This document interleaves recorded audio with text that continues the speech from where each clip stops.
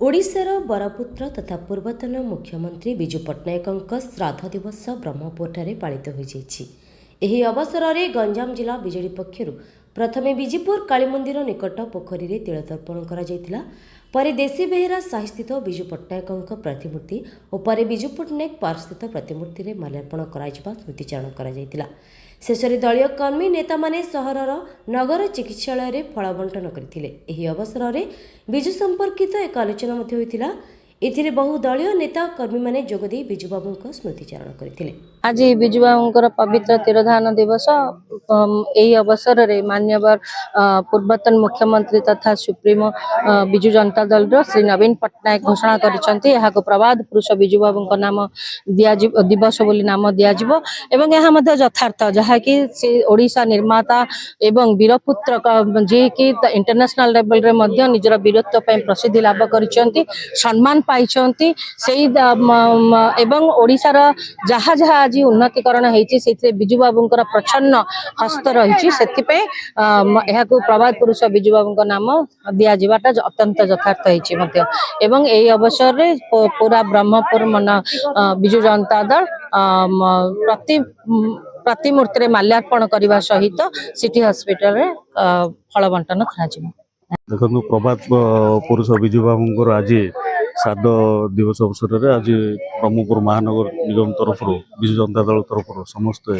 जो छात्र महिला समस्त आज विजुपुर से सका तिलतर्पण कराला तापर आमर ये विजु पट्टनायक पार्क रे पुष्पमाल्य अर्पण कर समस्ते श्रद्धांजलि जल। आज महान जननायक राष्ट्रनीतिज्ञ प्रभात पुरुष सारा पृथ्वी रे परिचय ओडिशा को पृथ्वी रे परिचय देथिबा से प्रभात पुरुष महान जननायक विजु बाबूंकर श्राद्ध दिवस से अवसर रे भारत वर्षर प्रत्येक जगह एवं भारत बाहर जिते विजु बाबू को स्नेह कर देश में पालन होची। आमर पूर्वतन मुख्यमंत्री विजु जनता दल मुख्य वर्तमान विरोधी दल नेता नवीन पट्टनायक यही श्राद्ध दिवस को ओडिशार प्रत्येक निर्वाचन मंडली रे विजु जनता दल तरफ पालन करने निर्देश थिला। से प्रकार ब्रह्मपुर शहर रे ब्रह्मपुर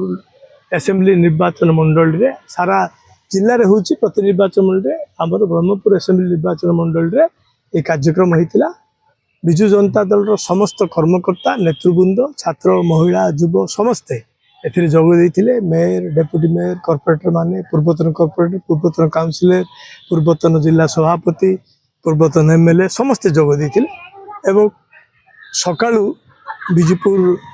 काली मंदिर जो अच्छी से पोखरी पाखरे विजुपुर पोखरी रे तिलतर्पण है नीलकंठेश्वर होता है किंतु जेहेतु सीटे पानी ना बर्तमान काम चलती पानी कटा तेणु ये करागला। ता परवर्ती अवस्था देशबेरा साइड प्रतिमूर्ति विजु बाबू पुष्पमाल्य दिहला आस्का रोड रहा और विजु पट्टनायक पार्क रे पुष्पमाल्य अर्पण करागला एवं विजु बाबू विषय जी जहाँ जानते दीपद आलोचना कराई। तेणु विजु बाबू विषय आलोचना जेकोसी मुहूर्त जेकोसी समय जेकोसी स्थान रे आलोचना हो पारे कारण से इति गोटे प्रभात पुरुष सी एमती गोटे महान व्यक्तित्व तांको आलोचना करने समय काल पात्र किसी ना जितेबाला आम आलोचना करें कारण प्रति मुहूर्त विजु बाबू गोटे गोटे कथार अर्थ थाए आम दैनंदिन कार्य व्यवहार कले आम बहुत आगू जापर। मोर आशा आज श्राद्ध दिवस रे जदि प्रकृत श्रद्धांजलि हम जदि जो स्वप्न देखी से स्वप्न को जदि राजनीति ऊर्ध्वर रही आम मैंने राजनीतिक सीमा भितर न रही ऊर्ध्वर रही जदि आगू नहीं पारिया तार प्रकृत श्रद्धांजलि। विजु बाबूंकर 49तम श्राद्ध दिवस मान्यवर चंद्रशेखर साहू मान्यवर संघर्ष दली तथा नेतृत्व में सब कॉर्पोरेटर स्थानीय कर्मी विजु युव छात्र महिला डेप्यूटी मेयर थे ईवी बेगरेडी आज प्रथम आम तिलतर्पण कलु विजुपुर बंधरे तापर देशबार से आसिकी से विजु प्रतिमूर्ति में माल्यार्पण करागला तालुकार माल्यार्पण कराला गांधी गोपबंधु विजु मूर्ति अच्छी आईटा विजुपटना पार्क रे विजु को माल्यार्पण कराला तापर सिटी हाई स्कूल फल बंटन हम सहित आज समस्त विजेड